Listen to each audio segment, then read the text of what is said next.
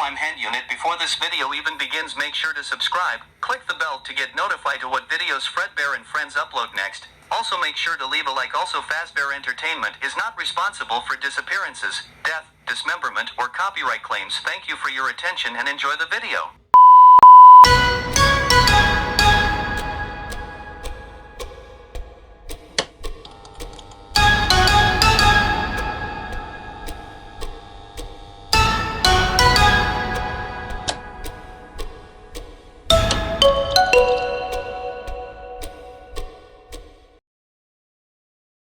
Hello everyone, I'm Fredbear, and today we're going to be reacting to the interview with Cawthon 2.0. So yes, I did react to this already, but it didn't turn out quite well. There were some glitches with it. So yeah, and about that, interview with Steel Wool that Chica was supposed to be doing. It's going to take a while, so yeah. Even after this video, we're going to let Chica do this video. So yes, after she gets here. So yes, enough introductions. This is going to be an hour long because I did messed up the first time, so yes, I hope you enjoyed this video and find it entertaining. So yes, we're going to start this reaction in 3, 2, 1. And happy 10th anniversary!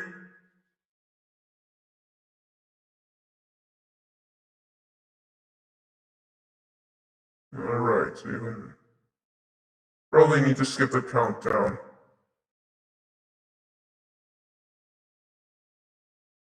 Probably gonna take a while because, the premiere just ended and stuff.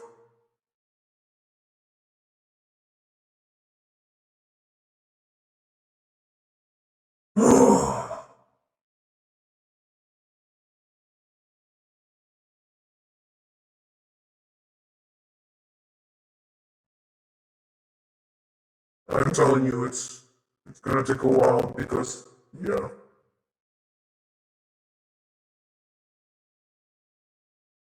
Just give me a minute, I need to refresh this. Alright, I'm back. It's back to recording. Scott, tell me what's in the box. I think as the 10-year anniversary is upon us, I will give this as my gift to the fan base on this 10th anniversary. What's in the box is... Yep, it's the 2.0 interview of Cawthon. Aww. Hey, Mabel. Yeah, she's the best. What's going on, guys? Dorco back again. Hope you're fantastic today. And it's the 10-year anniversary of Five Nights at Freddy's. It is August the 5th, which means if you've been looking at the list, what the official Twitter has been saying, it's the interview with Scott Cawthon, everybody. Hey everybody, how's it going? Rocco, good to see you again. Yes, 6 years since the last interview, right? Which is crazy. 5, so yeah. A lot of things have been happening since then, so let's go back a little bit. So the interview was August 2018. So after that, we got Help Wanted, Special Delivery, Security Breach, Help Wanted 2, Ruin DLC, so there's a lot going on. And of course the future games as well. Yesterday, Steelwool has announced something. I don't know what it is yet because we're recording this, a couple of months before. But guys, true. Whatever it was, I hope you're very excited for it. Future Dorco, Into the Pit as well. Stuff to look for. There's so much stuff to look forward to. And it's really cool that you've done like a week of exciting things for the 10-year anniversary. We've never seen something like this before. 10 years of Five Nights at Freddy's, which is it's pretty crazy, right? Man, I can't believe it's been so long since our last interview. That really seems like just it doesn't. How long did you say ago? 6 years ago? That's hard to believe. It's impossible to believe. I know, right? Yeah, and we're still going to continue on got a song for you, and I'm going to play for you to celebrate the 10-year anniversary. Really hard. Okay, no, this is getting things off to a kind of an awkward start, but I'll let you go on ahead. Yeah, go ahead. Are you No, ready wait, you're for gonna be this? performing. Wait, you're gonna be performing this yourself, or is something recorded? I've got the harmonica right here. Oh, a harmonica. Okay, my I've favorite. been practicing this song for over 32 years. Okay. Really? So, are you ready for this? I'm ready. Really? What? Come on now, you started this. Right. Okay. Let's go. Yeah, just get I'm started really already. good. I'm really good. Just get it over with.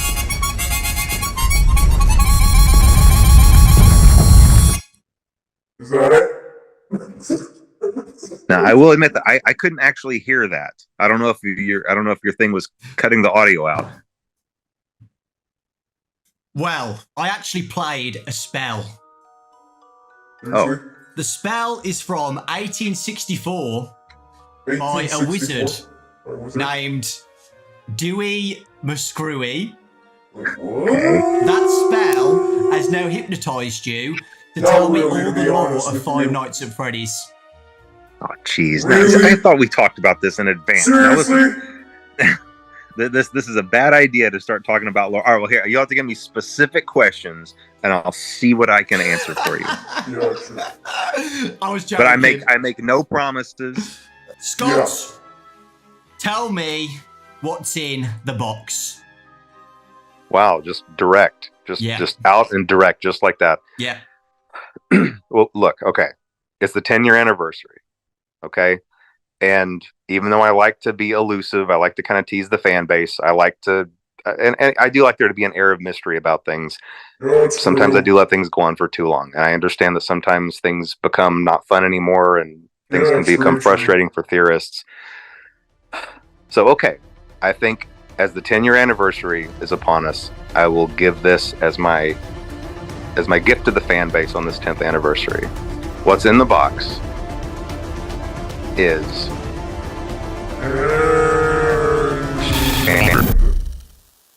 Yep, I knew this was gonna happen. Well, at least he didn't Oh tease my us. God. He just lost. and that's about it. And that's it, man. So, like we've been speaking about, 10 years of Five Nights at Freddy's, which is a Yeah, crazy amount of time. I can't believe we're still here. I don't know what's in the It's box, been such a journey. so yeah. I just wanted to But- ask you, do you have a highlight Oh, well, moment I don't for the really- whole 10 I years don't of really Five care. Nights at Freddy's since 2014? I think it there's was definitely cool. been a lot of satisfying moments. Like obviously, if Yeah, whenever one of the even new though games would I come did out and it would miss be a couple positively received, questions that was there, so obviously yeah. a huge This is relief. actually- You know, there's never been any goal other than That's just actually a pretty good time giving to everybody what they were find really out hyped all up the about. good Because questions. you know, when you see everybody It's that getting first hyped up and screw getting up excited, in if this suddenly video, something so comes yeah, out that just is it's a going big to take a letdown, while, there's so just yeah. there's no greater fear, I think, for a game developer. So that was always satisfying and a relief. But I think the biggest highlight was probably just going to the movie theater to watch the movie when it finally came out, because Yeah, I already you knew know, about behind the this. scenes of all of the games throughout the years and behind the scenes of all the books being written and everything else, there was always the movie. The movie was just a slow burn project, even just starting as late as 2014. So that has been in the background, being, you know, progressing for almost the entirety of that. No, not almost the entirety of that first 9 years. So to be able to actually go sit in the theater and hear the reaction from everybody and hear the fans really enjoy it, that was definitely that was definitely a moment of just real happiness for me, I think. Literally 9 years. Yep, You know, 9 having years. ups and downs, you know, getting the script right Yeah, as well. Freddy, I Bonnie, know and you said Chica on posts and before Foxy you've are had so really many happy scripts for the made 10th for the anniversary movie. of our series. The plushes in Manhattan or something, that was one of the scripts. So Yeah, it was. yeah, I can imagine how, you know, difficult it's been, like trying to get it all done. You know, I can just imagine. Well, I can't imagine it because I'm not you, but you know, when me, Raz, and Ryan and Baz went to a premiere for it and sat down at the cinemas, and we all looked at each other at the end, and we had to like, we couldn't believe it, and we didn't even make the games. We've been there since, you know, basically day one, but we all said, like, imagine how Scott's feeling right now, you know, just sitting down and seeing it actually, you know, on the big screen. It must be a crazy crazy feeling. Yeah, and now that I've been through the process, you know, I can tell you it's a miracle that any movie gets made. Just being through that process, just how many wheels have to be turning at the same time, and how many things. And even though this process took a long time for me, you know, Hollywood works at just blazing speed, where there's 100 things happening at the same time, and it's a miracle if these things get coordinated. And sometimes things don't work out, but sometimes they do. On the day that I was driving to New Orleans, and the shooting was supposed to start the next day, on that drive, I was on the phone. It was like a 5-hour drive from where I was. I was on the phone the entire time trying to finish contracts and finish negotiating points, because there were still open items with, there were still things that needed to be resolved with Universal, Blumhouse, the Actors Guild, the Writing Guild. There were just Louisiana. There were all of these things. And any one of them not being settled properly would mean we couldn't start filming. And all of those conversations were happening at the same time, and all of them depended on one of the other ones. And so that was a very stressful drive, but that's just the way that Hollywood works. There's a million things happening at once. It was definitely a whirlwind, but to see all of those pieces come into place, yeah, it was pretty remarkable. And yeah, like you were saying, just all of the scripts. Starting just with 2015, you know, there were a couple of deals that weren't very good that I'm very fortunate didn't pan out. But then whenever I was with Warner Brothers briefly, that was a good deal, and I was very, very grateful to have that. But even that, whenever the stars seemed to have aligned, things just didn't work out there either.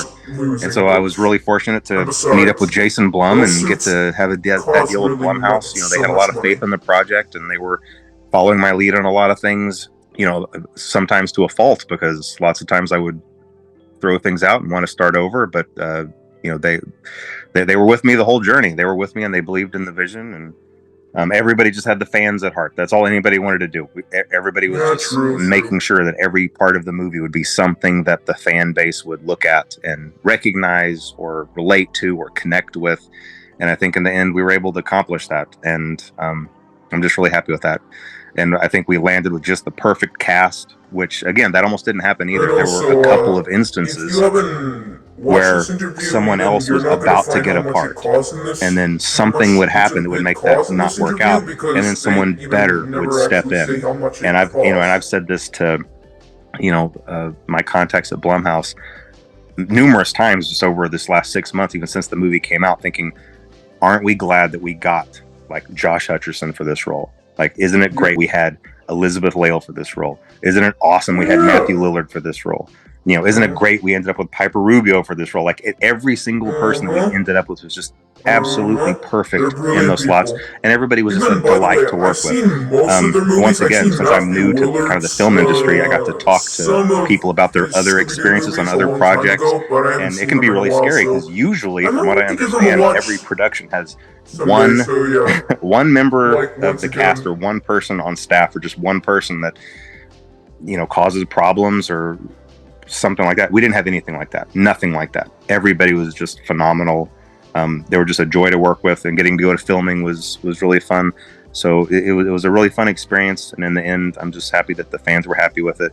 Now, that's not to say the film didn't have, it's places where it could have been improved, and we're all, you know, and me and Emma and Jason Blum, we're definitely chat about that and looking to make sure the second movie is a step up and an improvement. So lots of good things to look forward to, I think. Yeah, it's exciting. And yeah, you're right about the fan reaction. The fans absolutely loved it. Like, we all can't wait for the next movie. It's so exciting. And I'm so glad, like, it's actually happening as well.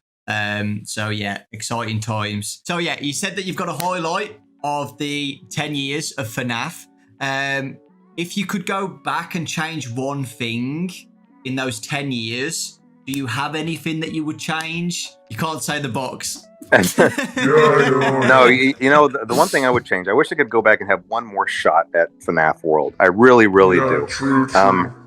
I know it FNAF still would World probably is definitely pretty be the interesting. oddball Also, in the I know series, we haven't done no that doubt. series in a while, And so maybe yeah, maybe it we're would going still to have been try a to poor do that decision series. in general, but just a We're lot of going to bad make sure that decisions we made put at the all beginning of of our that recordings project for that doomed it under from the like start. Like I was 5 making it with minutes, mobile in so mind, so it yeah. was a really slow Our voice resolution. I was thinking about boxes it can as a handle game the on the video, so phones. yeah. I tried to make the whole game on one frame in Click Team Fusion. That just means I wasn't allowing it to be as big as it could have been. I was trying to cram it all together for my own convenience. There were just several decisions that were made that really hindered that. And also, I was in a rush because I was getting a little arrogant, thinking that hey, anything I make is going to be gold, you know. And then I definitely ate some humble pie with that really quick, and I learned that is not the case. And so I've tried to be very careful to not make that mistake again after that. Yeah, But true. yeah, you know, if I could go back and change one thing, I wish I could maybe work with a different developer and just really make it a high resolution game, get in some really good graphics, maybe get someone else to, you know, help me with those graphics. And it could have been a good game. It could have been a good game. Who knows? Maybe somewhere down the line, if I get really antsy about it and have a lot of free time on my hands, maybe FNAF 2 or FNAF World 2 might be a thing. Yeah, I was about to say that, you know, you could still get a different company to do a FNAF World game. It's not over yet. I think I've said this to you before. I love FNAF World. I think it is so underrated, and I always say FNAF World is underrated. I love it so much. There's just a charm to it. I really do. And I know you don't like it, but I absolutely love it, man. I really do. I love everything about it. If I had allowed myself to work on it for one more year, just like really double its development cycle and let it be a high res game, I bet it would have been. I bet it would have really been something. But like I said, who knows? Maybe for the sequel someday. Let's move on to it's like a mix Steel between Wool, Pokemon, the Rising Final Steel Wool Fantasy, and Five Studios. Nights at That was the Freddy's next as game well. after Ultimate Custom Night. Help Wanted, one of my favourite games in VR. I absolutely loved it. What has it been like working with Steel Wool? Were you nervous about it? Because I know it's a big thing to, you know, give a company your baby basically and let them, you know, do what you've been doing for the past 5 years. Yeah, true. How was it for the first time? And by the way, someone if else you want us work to on continue FNAF. on, I was really nervous about it. I was really nervous. You know, I went several years still doing it by myself, even after I had the financial ability to pay other people. Again, I wasn't in that mentality of being able to do that. So even though I could have done that, I was still doing things just all by myself, all the way through Pizzeria Simulator. Just because.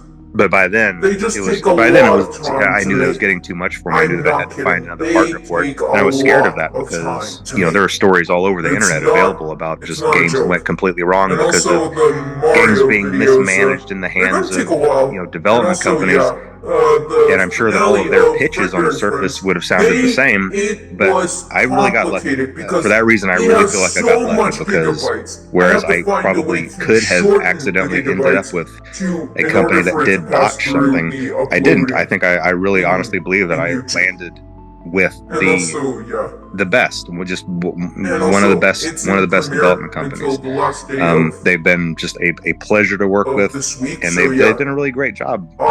You know, this last one they did, Ruin, I thought it was just so much fun, and I think that might be one of the I think that might be my favorite thing that they've made was Ruin, and the things that they have planned, which I'm not going to talk about right here. But the things that they have planned are really exciting too. So yeah, I've been really happy. It's been a really good experience. Well, yeah, Help Wanted. Well, I was going to throw in. I'm happy with how Help Wanted came out because at the time, and I don't have this anymore. I don't have a 3D. I don't have a VR setup anymore. But whenever the first Help Wanted came out, I did have a VR setup. So I was able to beta test, and of course, I was leading the charge to want to beta test my own games. I got into the Funtime auditorium and Funtime, and I noped out of it. I took the headset off, and I immediately got on the phone with Steel One and said, "I'm not doing it. I'm not going to test it. You test it. You're going to test it. You'll find someone else to test it." I didn't even get jump scared by Foxy. I was just in there in the darkness, and I knew I wasn't going to do it. And I never played it again. And I never played Help Wanted, and I never played Help Wanted 2 either. And I'm not going to. People need to understand it though, right? Because in the past, like when I've obviously done videos on Help Wanted 1 and 2, I get a comment saying like, oh, it's not that scary, you're overreacted, it's not that bad.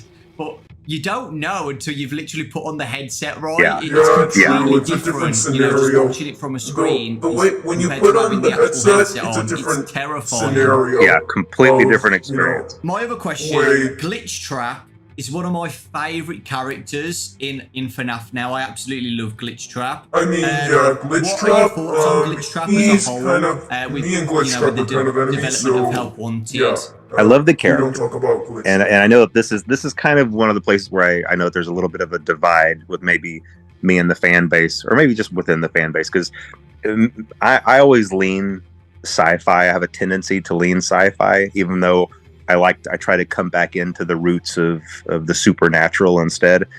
But I can't help my inclinations to lean sci-fi. So anything that involves possession of AI or possession of machines or circuitry, that I love that sort of thing. So I love the idea of Glitch Trap. I'm not a huge fan of the name, and here's the way that these things happen. Okay, and this happened with Burn Trap too. Whenever I'm in the planning phase with Steel Wool, we come up with temporary names for these characters. You know, whenever we're doing the pre-production document, I'll say, oh, well, he's glitchy. We'll call him Glitch Trap. Oh yeah, he's Burn. We'll just call him Burn Trap. But then those names get embedded in the source code because they use those temporary names also. And once they're in the source code, and once someone finds them in the source code, that's it. Like that's the canon name now, and there's nothing I can do about it.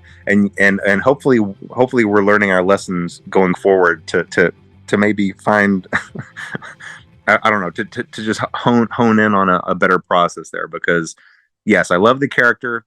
Not a huge fan of the name, but it is what it is for now. You know, it's the name. I love Glitch Trap's name. So bad. I mean, can you there's think of a another name name called like on the spot, like what you would want to call him or not? Oh, I have no idea. But you know what? A good example is Nexus, you know, from Ruin. Now that was a character where, even in just my design of the game, I thought that through, and I came up with that. And I'm really happy with it. I really like that name. It's a really cool name.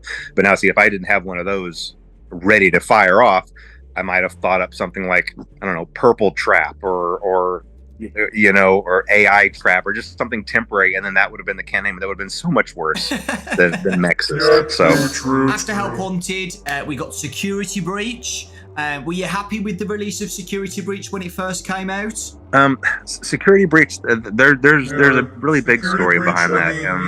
That was definitely a challenging period. A lot of things just didn't align up perfectly for that, and there were a lot of reasons for that. I mean, obviously, I hear lots of studios and things kind of blame COVID for stuff, but there is a reason for that. You know, COVID took well-structured work systems and suddenly scattered them and expected the work to continue to flow, and it just doesn't work that way. From my understanding, I'm pretty sure most, if not every, member of Steel Wool got scattered across the country, and were trying to just carry on with the workflow.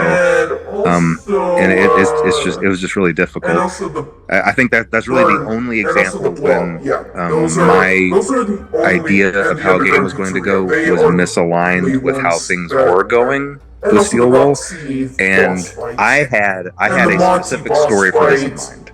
Okay, for Security Breach, I really did. I had a very specific story in mind, and it is very different than the one that got in the game. And I think a part of that is the way that I conveyed that to Steel Wool, because what I was trying to do was I was trying to tell Steel Wool to do specific things throughout the game, put specific items in specific places, have specific characters do certain things, meanwhile not telling them what the story plot was.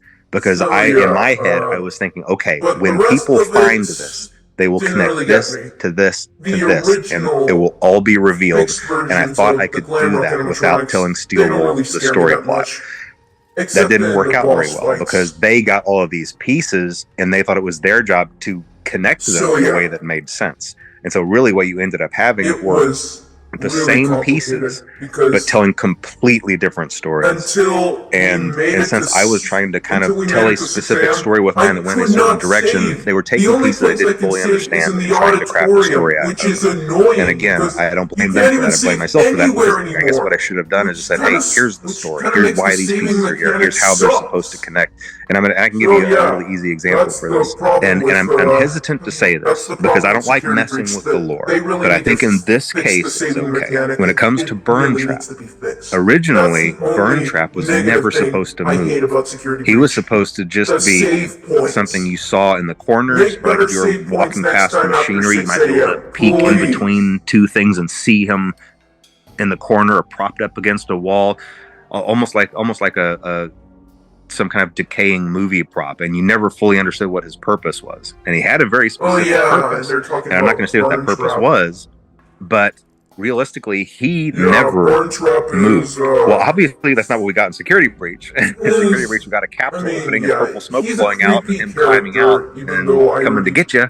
So it's just not quite the same thing. So, but anyway, it didn't turn out the way anybody wanted. But hey, whenever that happens, just like whenever I stepped in it a little bit with FNAF World, me and Steel Wool got together. We were like, look, all that matters now is making things right by the fan base. That's all that matters. We all had the best intentions going on. We all wanted to make a good product, and we went in and we made Ruin for it, and I hope that redeemed the game, and I feel like it did, because I think it was really great. And anything that we do going forward that continues that story or has those same themes, I think we're just going to be in a much, much better situation to continue on. So, the Ruin DLC came out a year ago now, which is crazy to think about. Time's going so quickly, and fan reaction to that was amazing. Everybody loved it, and everybody's looking forward to what's next. The ending of Ruin, with a specific character that came out, a new character into the games, not the Mimic. Really a new character. Any thoughts on the the Mimic? In the Tales of the Pizza Plex, I cannot share any thoughts on the Mimic, other than I really like that character. This is a character that I really like and I'm really excited about. I think it's a really terrific antagonist. That's the name. That's the name. I don't think it's the last that we've seen of the Mimic. That's all I'll say. Yes. With that, he's do you a have pretty a interesting character in the but, Steel Wool era of games? I mean, Music Man is too obvious an answer, right? I mean, I think all of those characters turned out great. In fact, I think this is why it's hard to pick a favorite, because all turned out so well. I've always really liked Vanny as a character. I don't think that Vanny was utilized to her fullest potential, and so hopefully we'll see another opportunity for Vanny to return as well. We'll see. Fair enough. Ooh, okay. Moving on to the books. So the books have been amazing. I've been doing summary videos on the channel with Fazbear Frights. That was awesome. How has it been working on Fazbear Frights?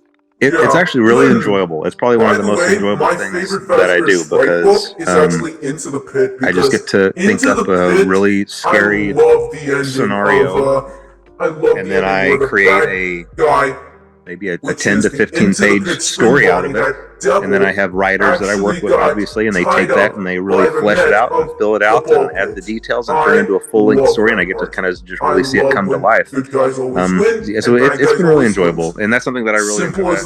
It's funny, because it's one of those things where, as long as I know that's something that's happening in my life, I might be at the gym, or I might be watching a show, and then suddenly something will come to mind. And I'll be like, oh man, this is going to make a great story, and I get right home and I start working on it. Do you have a favorite story out of all of them? I think my favorite story it's probably Bunny Call. I know that's kind of an oddball choice, but there's a reason for it, because some of these stories are based on my real life experiences. Bunny Call is not completely made up. I used to take my family to a family summer camp. Okay, this is one of my two. This is my two oldest boys were maybe 11 and 12 at the time. No, I bet they were 13 and 14. It's hard to remember exactly when this was. But then I had younger two that were just babies still. And whenever we showed up at camp, and we were all in the auditorium signing up for activities. It was rafting and boating. One of the things you could sign up for was a panda call. Okay, and a panda call it's a very deceiving title, because what that meant is that early in the morning, a bunch of the camp counselors dressed as killer clowns would come into your cabin and scare the crap out of your kids to wake them up early and drag them off to their daily activities. And so I signed up my two oldest, Ian and Braden, my old beta testers from whenever they, all their lives testing my games. I signed them up for it. And I thought, oh yeah, this will be kind of fun. It was kind of fun until the next morning started rolling around. I started thinking about what I'd done, because then the next morning I woke up at 5 a.m. and I realized they're out there somewhere. Like this is happening right now. And I started listening for screams, and I started listening for noises, and I even snuck out and went outside. And it was dark, and there were crickets chirping, and I was looking around, and I just thought to myself, somewhere out here in the dark, in these trees, are a bunch of clowns. Are you serious? And they're coming to my cabin. And it was a really, really scary sensation. And so I just went back inside, and I looked at my family sleeping. I looked at my baby sleeping, and my kids and my wife, and I was like, what have I done? Like, what have I done? Exception. So yeah. Of course, it ended up not being a big deal, because then I just heard a soft knock at the door, and I opened it, and there was a row of killer clowns. I said, never mind, guys, and they just walked on. And so it wasn't a big deal, but it was still a really eerie feeling like I had signed up for something that I'd regretted and I couldn't undo. And so I based Bunny Call on that. Oh, that's awesome. I don't really you get said that why you've got relatable stories. In a circus. Do you have a relatable story with Fazbear?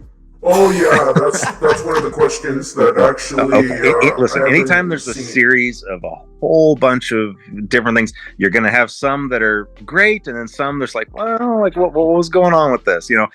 I don't know how to explain the Fazbear. I'm sure I had something in mind that was really great, but they can't all be winners. It's really confusing. Now I will say a couple of the other ones that had real life connections. Sometimes you hear about people talking about their sleep paralysis demons or whatever.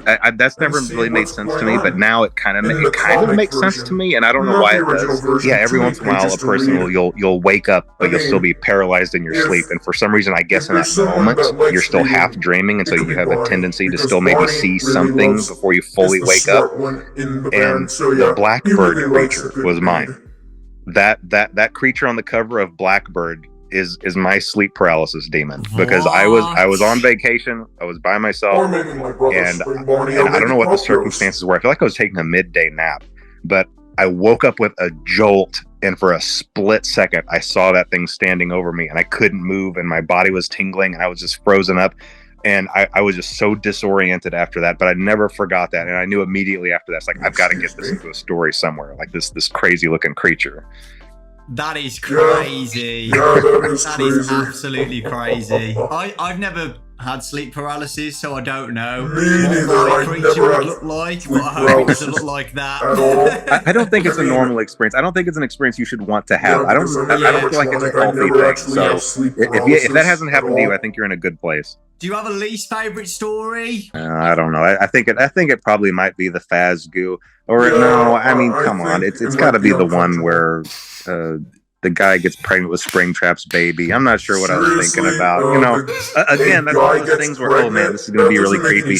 But then you step back and look at it from afar, and you're like, I don't know if this is a good idea. And I swear I wasn't thinking of MatPat. That wasn't a story designed with MatPat in mind. It really, really wasn't. Listen, whenever you're doing these stories for this long, eventually you just run out of names, and you're going to cover all the names. Eventually I'll get around to Dawko, and so if you see Dawko in one of these stories, it's not something personal. It's just because I ran out of names. I don't know. Dawko is a very specific name that you'd have to get to. I probably have a few more to go through before I get to that, so you don't have anything to worry about. When doing my summary videos, and I know a lot of people say the same, people who loved Goosebumps when they were kids find these really relatable. I used to watch Goosebumps a lot. And I know kids at school now read Fazbear Frights like their Goosebumps books. And as a kid, my favourite TV show was Goosebumps. Would you Yeah, ever you know what? think Let's about just start over. I used to watch idea of Goosebumps when Fazbear I Frights ever being like a in TV show like maybe Goosebumps, where it's like I a don't really series of some of the know best when I watched stories or Goosebumps, something but that was a long adapted? time ago. Oh yeah, But definitely. when I was a And that's kid, something that I can mean, definitely oh my happen. god, I can't believe I'm saying Especially this now again. that the first movie I'm came out and was animatronic, successful. and I think that used to really watch opens this the door baby to show lots of other called potential opportunities. Teletubbies, but The only thing to be mindful of is I don't want that to was a long time ago. I don't oversaturate the really. market and just create too I mean, much. And I it think used to that be good, sometimes but not we get a little anymore. bit of that where That is the most franchises have ridiculous movies show and I've too ever many seen. TV shows They and it just kind kind of of lost their waters everything touch down. back then. But I mean, but I really do back like that idea, and in it is the definitely something that could 90s, happen they for used sure. to be good, but not So anymore. the next So, yeah. segment is End the of FNAF story. movie. I've got some questions for you, Scott. First off, I absolutely loved the movie, as you know, and I Yeah, know me a lot of too. people I did as really well. The love the fans movie and the absolutely details loved it, and the and it lore did really well in the and box office as well. everything Super about the successful. movie. The Congratulations to animatronics, you, the place, Blumhouse, the place where Universal. you recorded, First every question single is, detail how was about this working movie. on the first I FNAF really love movie it. after waiting for so I long? hope After the announcing second it one back in gets 2015, way well, you better than the emailed me first. back in 2015 Sure, there about could it. I be still some remember that improvements, email. but But yeah, I don't really how care was it? about. It took a really I long don't time to really get off care the if it- ground, it's really not just really because of the perfect or not. I screenplay. just But care after it was the a screenplay was masterpiece. really locked in, from there, all the wheels started turning. All the engines fired, and it took off, and it was a really fun experience from there. Yep. And really, the screenplay just had a lot of challenges because of what it was, and it's really, throughout all of those years, I worked with a lot of different directors, a lot of different writers, a lot of really talented people that eventually would end up leaving the project, but still really talented people. And it was really just a matter of there's just material that's difficult to translate to the screen. And one of the biggest issues is the animatronics, obviously being the monsters in the monster movie. If I were to approach any writer of a horror movie or any director and say, okay, here are your monsters, go make a monster movie with them, that's easy. You give them all a knife, you go in, you just make your generic slasher, but just have it be, Freddy, Bonnie, Chica, and Foxy doing the slashing. The nuance here is that these animatronics are possessed by the spirits of kids, and these are innocent kids. These are victims themselves. So it's very, very difficult to still have a horror movie, still have those kills that you need, but still preserve the innocence of those kids.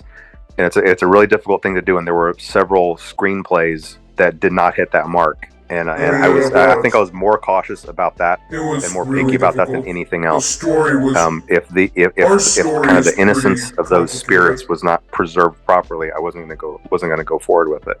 And so, one quick example is the way that we were able to have a couple of kills in the movie was obviously the vandals. You have a group of people who are breaking in, they're disrespecting the place, they're trashing the place, they're there with bad intentions, and then you combine that with the fact that these animatronics are, the spirits in them are these kids that are basically very confused and lost, animals backed into a corner, and kind of left with this impression that adults are out to get them. And then you have these violent adults breaking in. And so it allows you to have that kill count while still being like, well, I can kind of see how that might happen.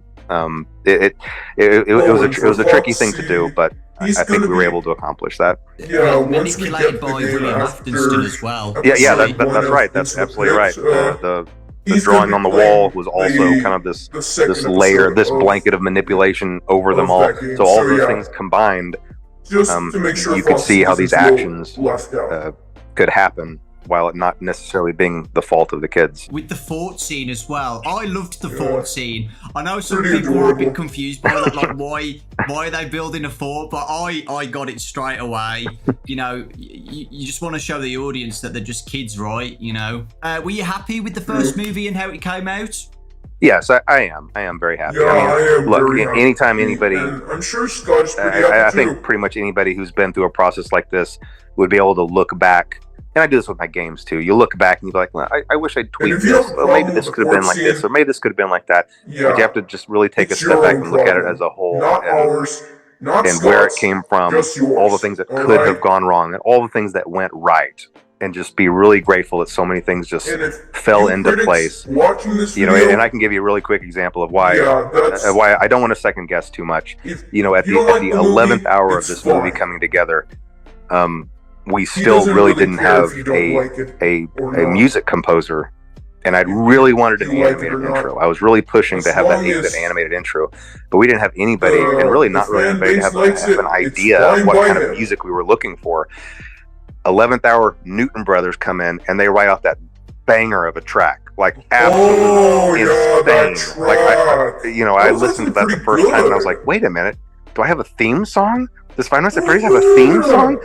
You know, and I called Emma Tammy on the phone. I was like, wait, do we have a theme song now? Like, I can't tell you how excited I was over that. And you better believe you're going to hear that again at the beginning of the second movie too. I mean, that was just so incredible. The Newton Brothers just knocked that out of the park.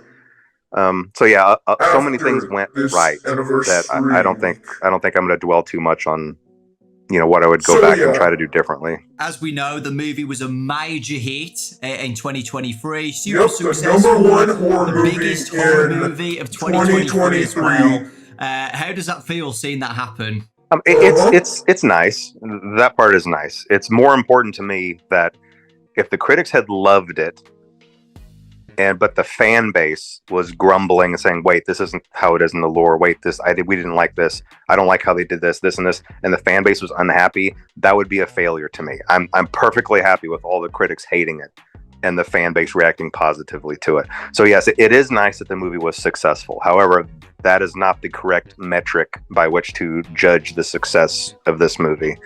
And in fact, opening night, which was Thursday night, where I am, I went to the very first showing, and the theater was pretty much empty. There were only a couple other people in there, but it was a 1:00 showing. So, but still, I saw that as kind of a bad sign. But I just watched it anyway.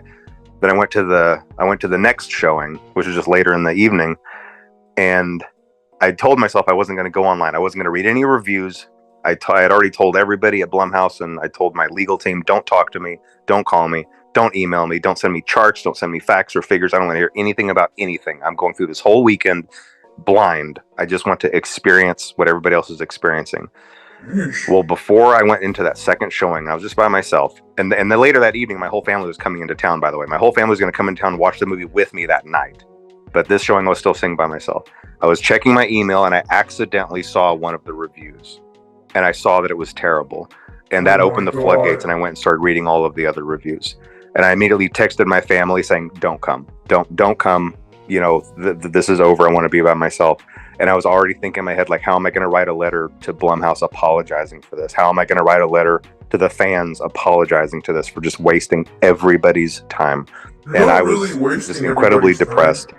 But somehow Jason Blum caught wind of this. I don't know who I asked a question to or what I said, but you know, he started just bombarding me with text messages saying, Scott, the fans love it. The fans love it. You know, the movie's a big hit. Everything's great. He was just, you know, in all caps, everything all caps. My phone was just blowing with all caps texts. And so he really talked me through that to try to encourage me that even though the critics hated it, you know, there was a lot to be loved there by the fans. And so then I had my family come to town anyway, and we just sat in a packed theater and listened to, you know, the cheers and enthusiasm, and it really lifted my spirits. But, you know, for a couple of hours there, man, I was pretty distraught. I thought the whole thing was just a complete disaster. But it wasn't. But it worked. It all worked out okay. You know, it all worked out okay. Yeah. And again, the movie's not perfect. There's definitely room to improve. But yeah, I'm definitely happy that it was, in general, received well by the fan base. The second movie, which is,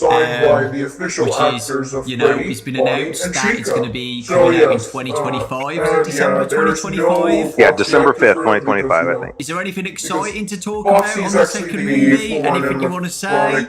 I'm not going to give away too many details, but I will say that I'm following kind of the same formula where the first movie is focused on the first game, so I'm going to try to carry on that tradition onward with future movies, and I think that is absolutely the way to go, and I think everyone's going to be really excited for what's planned for the second one. You know, the first one was really challenging because it's so much setup. It's like, how do you establish all of this? But now that we have that launch pad, where to go from there came a lot just more natural. It felt a lot more natural, and we were able to really craft just a really great story, I think. And I'm really excited about it. And I won't say anything more, but I'm really hopeful that everyone's going to really love what's gonna come around December 2025. Yeah, so exciting. And is Emma back and everything? Oh yes, Emma's going to be back. She did such a great job on that first one, you know.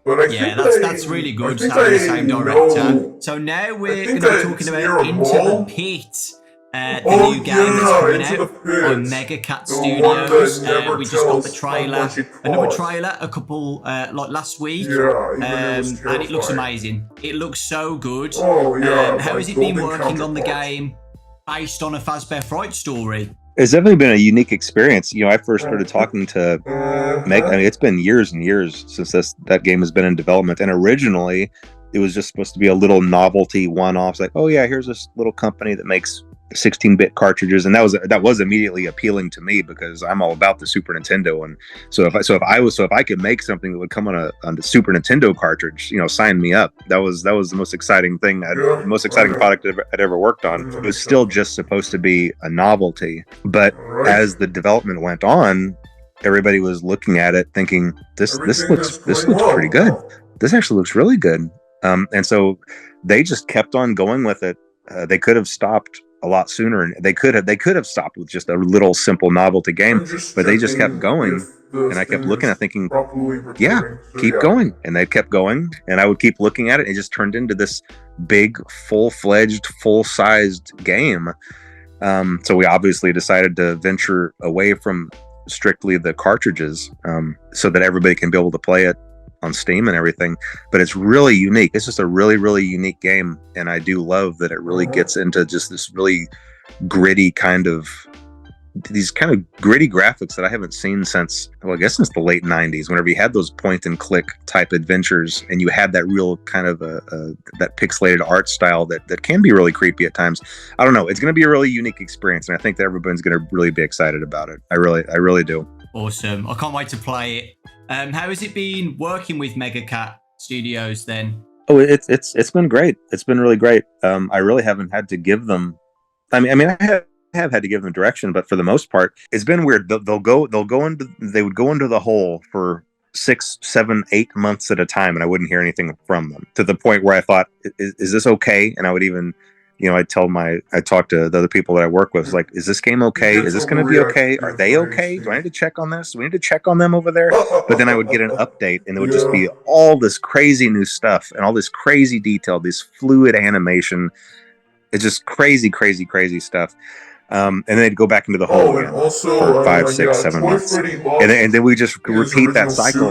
But now here we are finally at the end of that road. And I think it's just turned out really great. Like I said, really unique. And I think everybody's going to really like it. The reaction to the trailer has been amazing. All positive feedback about it. Super excited. People love it. The story of Into the Pit as well. Into the Pit's probably my favourite Fazbear Fright story. So we've all got positive feedback about it. What do you see for the future of FNAF spin-offs made by other studios in the future? Oh, it's definitely a possibility. In fact, I'd really like them to start working on Fetch. I think Fetch would make a really good game after this. You know, some stories obviously cater more toward being a good game than others, but there's something really scary about the thought of something always being out there and kind of watching your house, and then trying to come in and do things for you. Like, this is kind of a scary thought. The thought that I might be online shopping looking for a specific thing, and somehow something out there is hearing that and receiving that, and then gonna come to me, sneak inside and put it somewhere without me knowing that it was there. It's just a creepy scenario. It's a creepy setup. And I think it'd be a really cool game to have to stop this thing, because obviously Fetch was out doing a lot of menacing things to have to sneak around a neighborhood and stop this thing that's sneaking around so undetected. I don't know. I think it'd be a really cool game. So hopefully that'll be the next project. We'll see. As the franchise has grown bigger, what challenges have you faced with running a franchise of this size? Is there anything you could think you could be doing better? I think something I should have maybe been doing better is I should have had a better structure in place as far as people to talk to the fan base.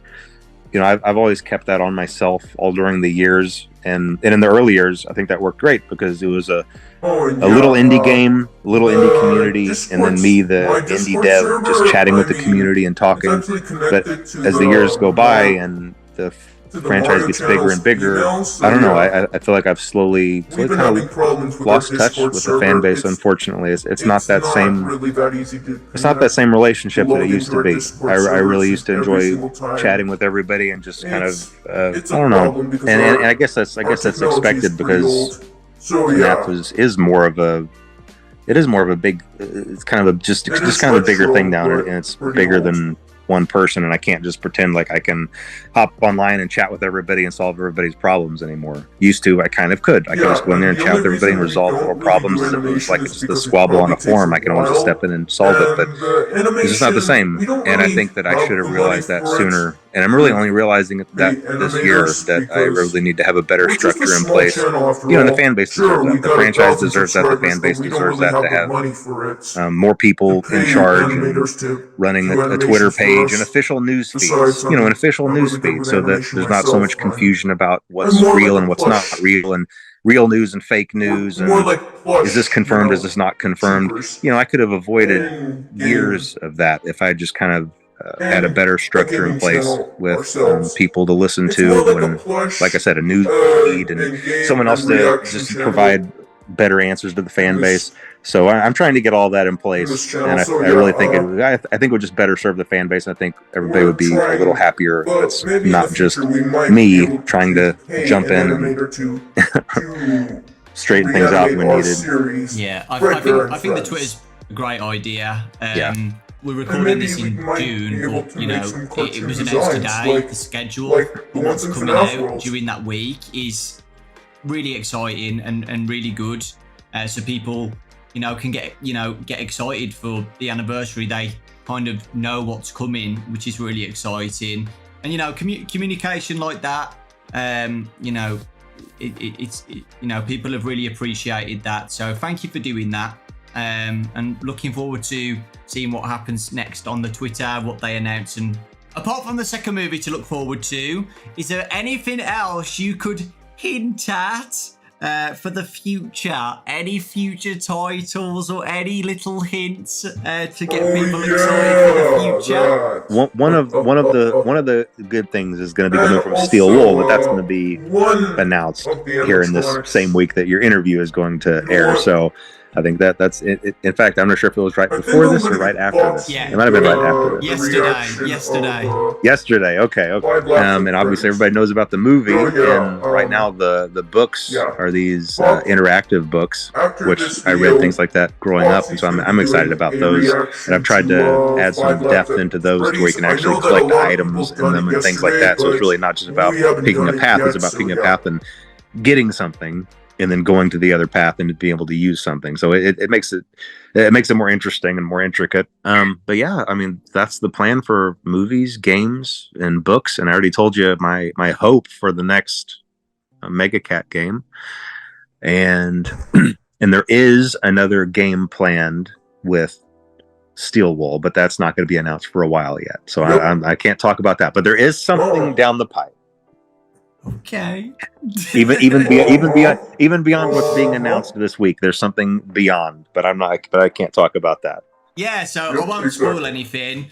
But I read the week before, guys, and it is good. So please, you know, check it out when it comes out. I'm looking forward to the Into the Pit one. VIP is the interactive novel VIP another one as well? Yes, yeah. VIP is It's one that I did with Scholastic, just like the others. It's just going to be free. It's specifically for this event. I mean, I might still be included in a box set later down the road, but no, for this week, it was made specifically for this event by the same author, I believe, as the week before. So if you enjoyed that one, you'll enjoy VIP. And I really love the story for VIP. I'm not going to ruin it, but it might be one of my favorites. So hopefully everybody really enjoys that. That's awesome. I'm pretty sure it comes out before the interview. I know we haven't done okay, great. Future me, if you're watching, I really loved it. There is a collab announcement tomorrow from this interview. So, yes. Whatever it is, I don't know, but it seems that you've been more open with collaborations with games recently. The Funko one as well. Are you more open to more collabs since we last spoke during the last interview? Like, would you be interested in whatever it is? I don't know, like Fortnite or Dead by Daylight, and those popped into your head at all? I'm very careful with collaborations because I want to protect the brand and I want to make sure that Five Nights at Freddy's stays as Five Nights at Freddy's. And there are some games where even if I really enjoy the game, it just doesn't feel like a good match. It feels like a mismatch. The brand integrity is the most important thing for me, and keeping everything feeling like it belongs. And so that's really been my only hesitancy. I feel like I am branching out a little bit, and I am a little bit more open to those things than maybe I was in the early years. But I'm still very careful. We'll just see. We'll see how things go. Okay. Anything else you would like to add to finish off the interview? Let's see here. No, I mean, I think things are in a good place, and like I said, I think that the things that are on the horizon are all things to be excited about, and I think that everybody's going to really enjoy the things that the fan base really going to enjoy. And I wish I could talk about those more, but I don't feel like I can. So, do you think we're going to have another interview in 10 years' time? It doesn't have to be 10 years. We can try to do this a little bit more often. Yeah, I think that maybe like 5 years. Yeah, every 5 years. There we go. Okay. Shaking your hand. Just make it a regular thing. Okay, awesome. The biggest thing that everybody has been begging me for this interview when I announced it is the box. That is, everybody just wants to know anything about it because it is. Yeah. It's the biggest mystery out of the whole 10 years of FNAF, I would say. Maybe Midnight Motorist is number 2. I don't think but yeah, I'd say the box is the biggest mystery that everybody wants. Like, even a tiny snippet of if he did it, something. He did it on purpose or not. I just really don't care. Help. Okay. Well, I can try to give that little peek. Somewhat of an answer to that, even though it might not be extremely satisfying for a lot of people. I just don't care. So I would encourage people to turn off the interview if they don't want an answer that they might not be happy with. But whenever I'm making these games, there are a lot of things that are in my head that are just flowing ideas, and when I have them and put them there, it's the first half of something. It's like a string or a rope just like reaching out, and I know that what's there on the other end is there. I trust that it's there. I know that it's there. And then whenever I progress forward, the rest of that just reappears. The rest of it appears and just fits into place perfectly. That's how all my games have been made. I feel that there is something there, and I make the roads to get there for that to be revealed. But then sometimes when things do progress, the roads aren't always the same roads as the ones that had been planned before. And so what that means is, even though at the time something was definitely there, something was definitely reaching out to be there, and I could feel that it was there, the progression of the story didn't go there. And so those strings never got pulled on, and those and the other half of that idea remained in the ether, remained in my subconscious.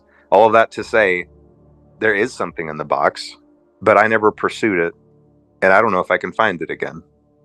And I think that that's the best answer that I can possibly give for that. Yeah, Scott, thank you so much for the interview.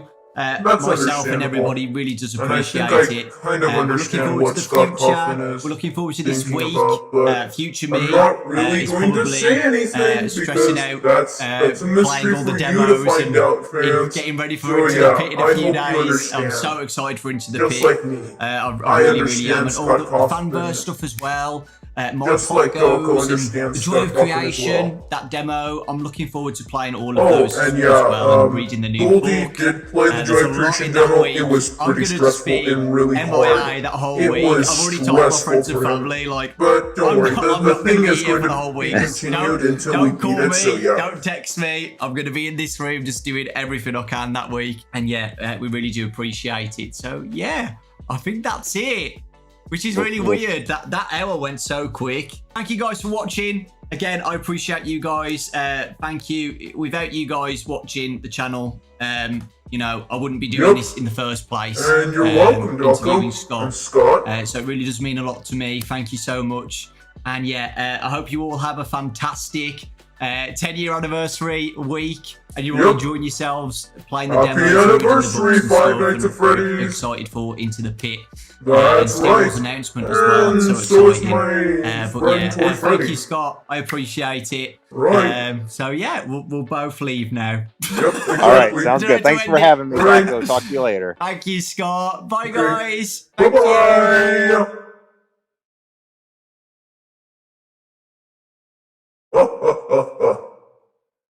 Well, that was completely satisfying.